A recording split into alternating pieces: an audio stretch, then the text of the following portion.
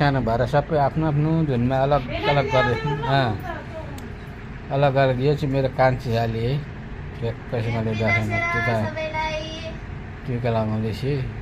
दिदीले लगाइदिँदैछ, यसको ठुलो दिदीले यहाँनिर कम्पनीभित्र। अब हामी विदेशमा बसेको मान्छे त यस्तो त हो नि, जे जसो भए पनि चाडबाड त मान्नै पऱ्यो जहाँ भयो भने। अनि त्यहाँ छ होला त हो प्लास्टिकमा, हेर न, अनि प्लास्टिकको निकालेर देऊ न। अनि एउटा राम्रो छाने रहेछ, कालले सबै म जस्तोले त छानेनन् होला नि त।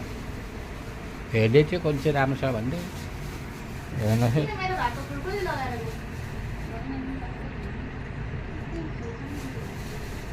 त्यो नभए ऊ त्यो डियो प्लसको निकालेर देऊ। हुन्छ